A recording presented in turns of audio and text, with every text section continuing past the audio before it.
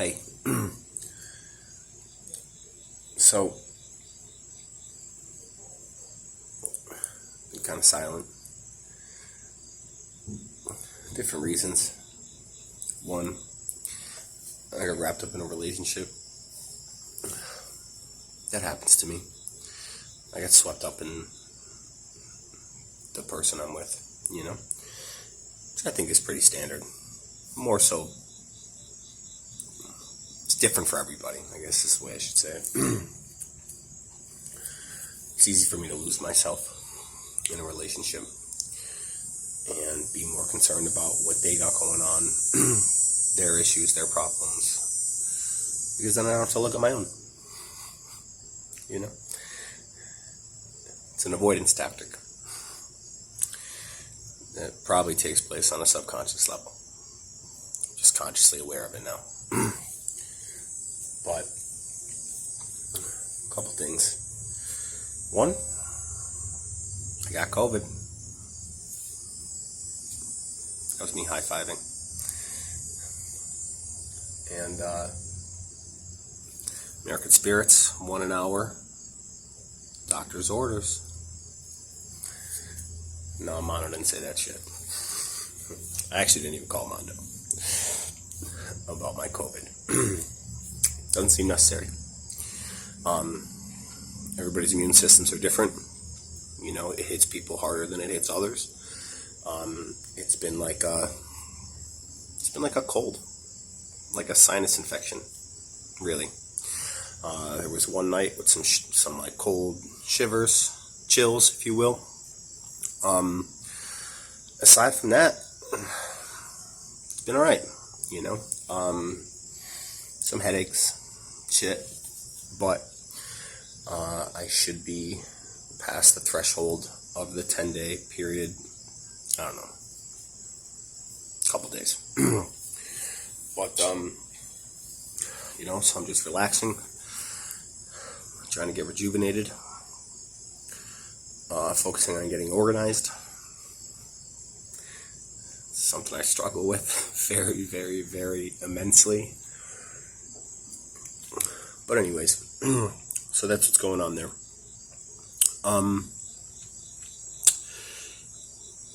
I think that the thing that keeps popping up in my head that I feel guided to share about is like betrayal. Being lied to, being betrayed, whatever you want to call it. Shout out to those who would stab me in the back and smile in my face. Sure, it hurts. But it's like, I wonder, how much pain must they be in to hurt somebody that loved them so immensely?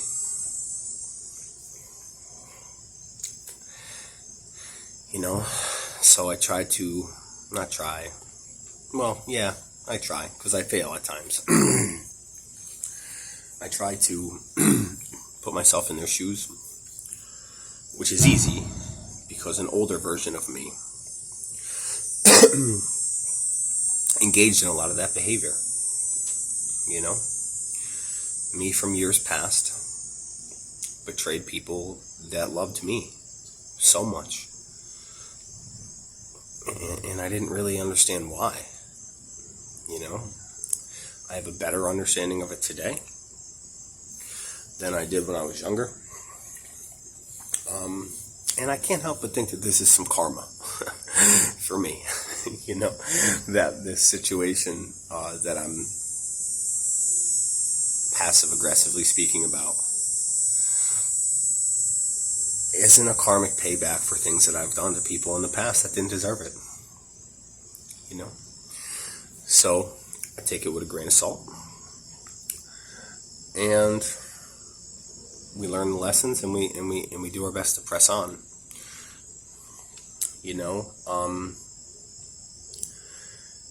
It's really difficult to forgive people that won't admit they did anything wrong. It's impossible, actually. I mean, you could forgive them on a personal level, but then that relationship it's pretty much gone, you know? And everybody has free will. It's their choice. And what can you do? They say that God, let me think of the quote. And this isn't exactly directly related to my situation. Maybe it's related to yours. I don't know. But I heard a quote once that said, they didn't leave you. God or the universe simply removed them out of your way because you were on to bigger and better things. You know? When we grow spiritually, emotionally, physically, well, more spiritually, which ties into emotionally, in my opinion. It's like, not everybody can come with you. You know, this is a sad fact that I had to come to terms with. And I still struggle with, you know, because I love everybody, genuinely. Even the people that did me dirty. You know, I look at them as my brother, my sister, my mother, my son, my daughter, whatever. You know, we're all connected. That's what I believe. So it's like, you know, coming to terms with the fact that you, as you grow, you're going to leave people behind that you were attached to. It's not an easy pill to swallow, you know, especially if you have underlying fears of being alone, which I did, and I guess I still do on a certain level, for sure. I'm more okay with it today than I've ever been, but for many years I was not okay with it. You know, I needed to have people around, and because of that, I had some unsavory characters always in the midst. And that's not a judgment on those people, although it sounds like it. It's just reality. You know, people that I wouldn't normally mess with, you know, I would have around, I think on a subconscious level, because I didn't want to be alone. You know, and so I would allow people to use me, and in essence I was using them too. You know, they hang around, smoke copious amounts of free cannabis, and I have someone to listen to me rant. You know, so it was a trade-off, I guess, but an unnecessary one. You know, because what I didn't know then and what I definitely know now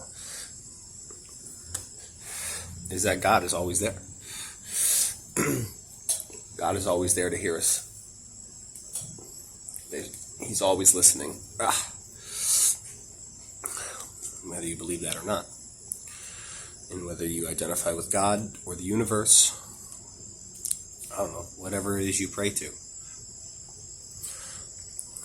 Whatever's pulling the strings is paying attention very, very, very closely. You know, I mentioned this once in a video. Everything that we do is tracked. You know?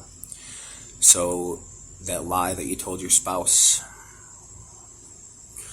the McDonald's bag you threw out the window, all of it, whether you believe it or not, there's a record of it. You know? And I'm not exactly sure how this shit works. Like the nuances of these systems exactly. I'm learning, you know, but I know for myself, I want to say at least the last 6 years or so, give or take, I spent a lot of time making up for a lot of my demerits, you know, because I carried myself for a long time and really only cared about me. You know, like, I made it seem like I cared about you, but really it was about how it benefited me. And today, I have to be consciously aware of this behavior because it manifests subconsciously. Is I'll still engage in things that benefit me without even really knowing it on a conscious level. It's like an exercise I have to go through, and it's exhausting sometimes because I tend to overthink, and I tend to, it's a process. But back to the betrayal, I'm on a tangent.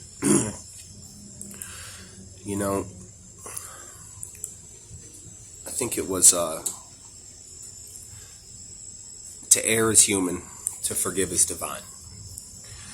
Now, I'm sure it's in the Bible somewhere, but I'm pretty sure I got that from a Jay and Silent Bob movie. But it's true. We're all going to err. We're all going to sin. We have free will. God gave us that, and shout out. Thank you. But to be able to forgive people for what they did is a blessing. I'm going to tell you one quick last thing, and then I'm going to close it up. I have a friend of mine. It's a best friend of mine. We've been friends for many, many years. Have a lot of common interests, a lot of common goals. They've shifted over the years. He's still pursuing his shit. I'm on some new shit, but we're still boys. And at one point in our relationship, we drifted apart, and he ended up doing something with somebody that meant a lot to me, and it damaged the relationship temporarily. And for a while, when I first found out, legitimately went to his house with a brick. I was strung out on heroin. I hadn't sworn off violence. And, thank God he didn't answer the door, because I wouldn't be here right now. I wouldn't be here right now had he been home. That's how God works, So, and I learned from some very wise people about praying for people that we have resentments towards. And, it became, originally it was like, all right, well, he's got kids, and, I would never want to hurt him because I wouldn't want them to feel the pain. They didn't do anything. They're good kids, So it started off like that. I started off praying for him for the sake of his children. And then eventually I got to this place where it was like, well, what have you done to people, Steve? Who have you betrayed? Who did you do dirty? And if I could be frank and pardon my French, but who the fuck do you think you are to not forgive somebody else when you would seek forgiveness yourself for your own indiscretions?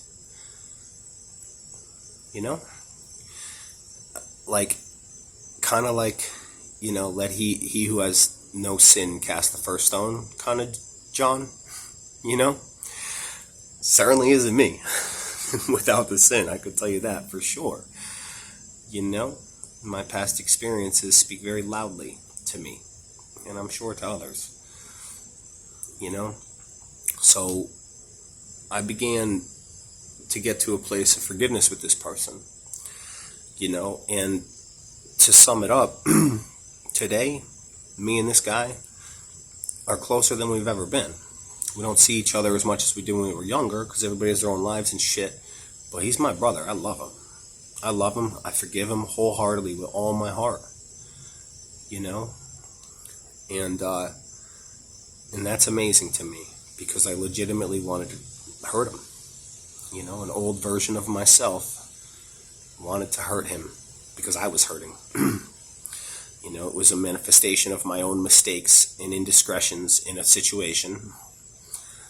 And I wasn't really mad at him. I was really mad at myself. But that's a topic for another video, for sure. But I guess the moral of all of this is just be kind and be loving and be more open to be willing to forgive. Because if you look at yourself genuinely in the mirror, do you not desire forgiveness for something that you've done? Is there nothing that you've done that you need forgiveness for? I think if we're all being honest with ourselves, I think the majority of us fit in that category. Last time I checked, as far as I know, Christ isn't here walking around on the earth. Maybe he is. I don't know. But I know I'm not him. Chances are, neither are you. So, just take that into consideration. That's why I'm on this peace and love shit. You know? Because I'm pretty sure that's how he would want it to be. And whether you believe that he was a physical man, or just some religious extremist, or just some myth, the teachings, the moral of his stories speak for themselves. You know, be good to people, be good to yourself. I think we all deserve that. You know, I don't know about you, but I know today it took a long time to get here, but I know I deserve that, and I know that you deserve it too. So, peace and love. Have a great day.